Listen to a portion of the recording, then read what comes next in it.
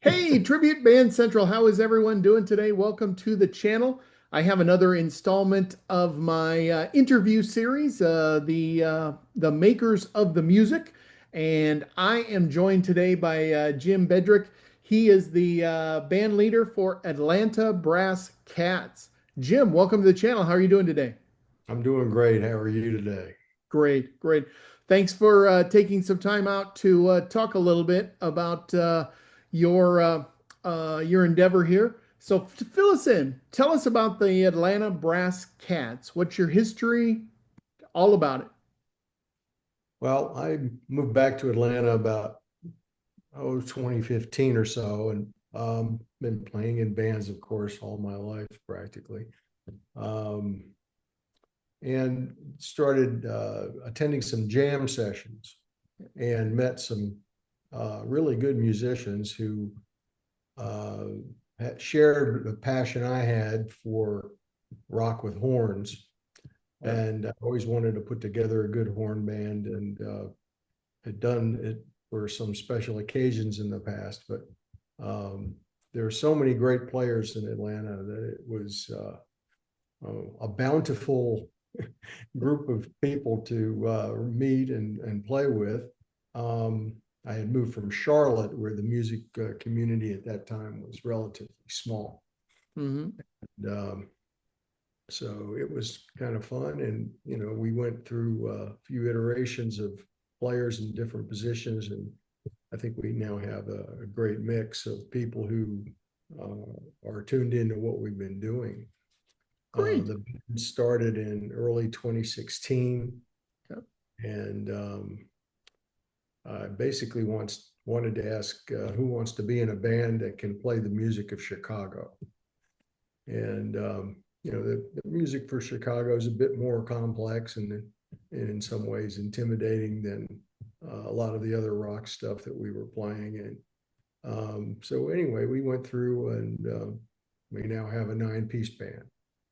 Outstanding, outstanding. I had the pleasure of seeing you in I believe it was Cartersville at the Grand Theater. Yes. Um, 3 or 4 years ago. It was fun. I had a great time, and Yeah. I certainly didn't have the channel going at that time, but I got to see it, and I've always been a lifelong Chicago fan.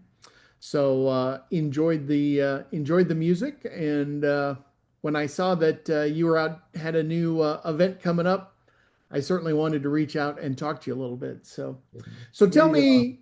we actually recorded the demos on our website at that concert. Oh, wow. Very cool. Very cool. And for my Yeah. listeners, I will put a link on the comments to the website so you'll be able to access those.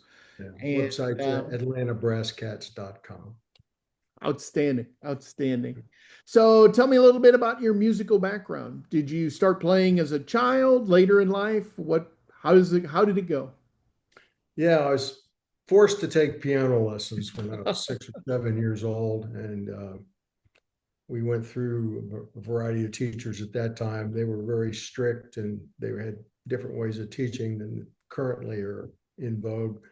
Um, and they discouraged any form of improvisation.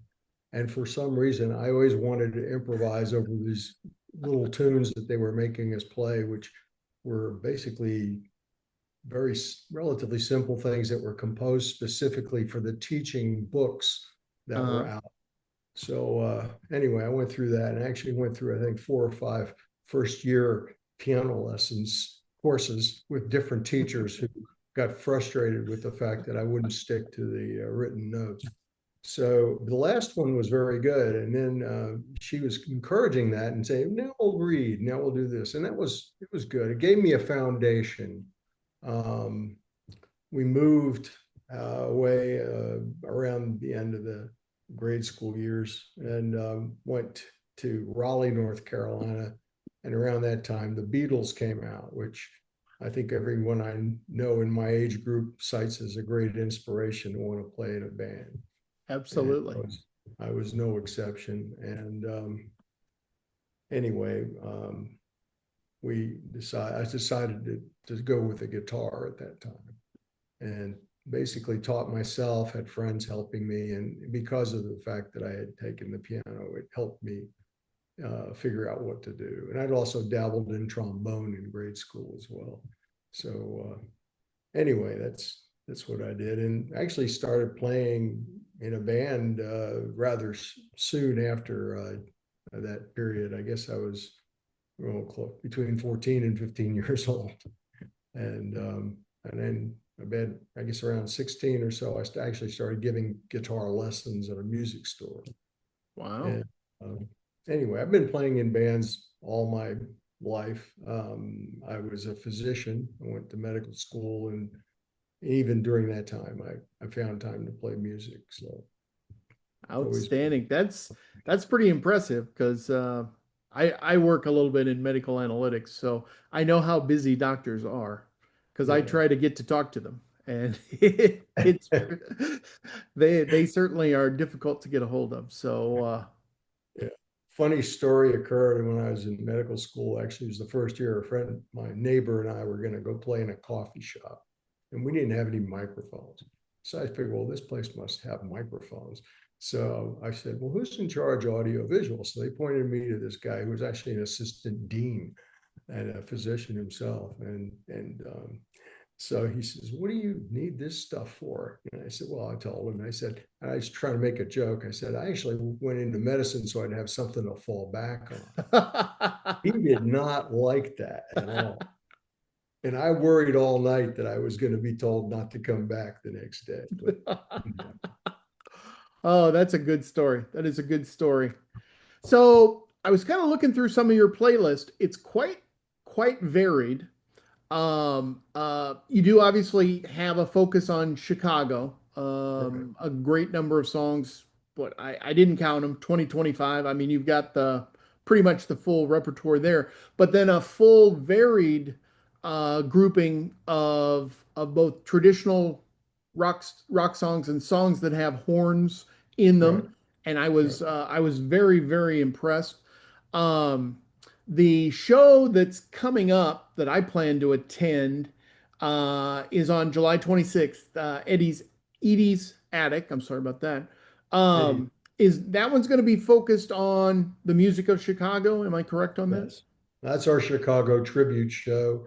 Okay. There'll be some surprise encores at the end from I guess, bands we consider inspired by Chicago. They were really the first rock band with horns. Um, the story about Blood, Sweat, and Tears starting around the same time, they actually saw them in Chicago, ran back to New York and said, we got to do this. And they focused more on jazz than Chicago did. Um, so it was interesting to see both of them. They were great. Very cool. Very cool. Have you seen Chicago either in years ago in person or currently? And do you or have you met any of the members? I actually have seen them several times live. When I was a kid, I think probably one of their early shows was 69 or early 1970. Went Wow. with dad, who was a trombone player. He didn't like them much, but I thought fabulous, you know. Terry Kath just blew me away. And I just always aspired to be in a band like that and play that kind of music. Um, and then I've seen them more recently.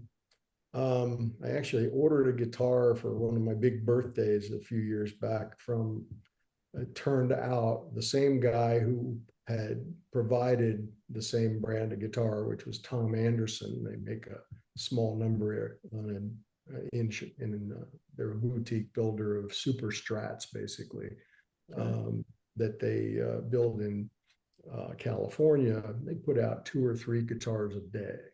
And that was a great experience, but it turned out the store I ordered it from, after some research, was the same store and the same salesman who had provided Keith Howland with his Tom Anderson guitars, which is one of the reasons I wanted to get one. I loved the sound he was getting. And and it turned out, he said, after I told him this story, I ordered the guitar. He said, you know, if you get some tickets to see him, let me know and I'll give Keith a call and, you know, or see if we can get you backstage. And he did. And Wow. yeah, it was great. We actually, that show was at Chastain a few years back. Okay. And Yep. I spent probably 40 minutes chatting with him. He was just a really nice fellow. And, you know, we had a good time. That is very cool. Very cool. I've Yeah. I've had the honor of meeting him a couple of times. Yeah. Never got to talk to him for that amount of time.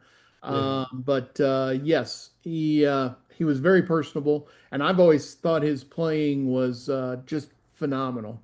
Oh, yeah. So yeah, very, very good. So Yeah, he's still out there playing actually with another guy who I saw in Chicago who was the lead singer named Jeff Coffey. Played bass and did the Cetera parts really well. And I think he left the band for family reasons. They just tour too much for some people, you know. true. And I think Keith broke his hand or something in a skiing accident, and then some one thing led to another, and he decided not to come back too. So I'm not sure, but he had played with them for 25 years.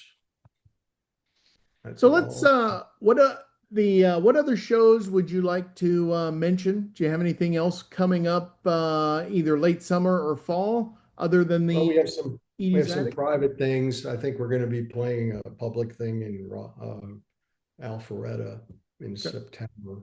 Okay. Uh, that'll be a different show. Um, it'll have more variety of the tunes. You know, Okay. we basically say we do two shows, the Chicago Tribute and then the best of rock with horns type Okay. thing. So, Outstanding. Outstanding. Well, I will definitely put a link to the website in the comments so people can look for those. When I started this endeavor with Tribute Band Central, I decided I was going to ask all my interviewees one question that was identical for everybody. So I'm going to go ahead and ask you this question that I've asked everyone else. Do you attend tribute bands on your time off? I do actually. And Yeah. which ones have you went to see, or what are some of your favorites? Um, let's see. I saw one, I forget the name of them, that it was a Queen tribute. Oh, And they okay. played in City Springs. I thought they were quite good. Um, I've seen a variety of them, some better than others, but there's some great players out there. There Uh, really are. We are. Uh, I think the fact with the as close as Atlanta is and Nashville, there yeah, are a lot of players that are trying to either make it on original music or they're looking for these types of things, and they're just phenomenal. And these are great opportunities for them and great opportunities for the audience. I mean, there's tickets to the real bands. It's a lot of money. It's sure nice to go see a tribute band. And you get to have the relationship. It's usually easy to get a photo and shake hands, things like that. So that's what I really fell in love with the tribute band genre, so to speak. So yeah. very cool. Very cool. Well, again, I want to thank you for taking time out. I know how busy your schedule is. And I am excited about the concert on July 26th. And check the comments. Be sure to like, share, subscribe. Leave any questions that you have for the channel or for Jim, and I will make sure I get those out to him and we will try to answer them. And I appreciate everyone tuning in to Tribute Band Central. Thank you, Jim. Have a great day. You, Harlan. It's a pleasure.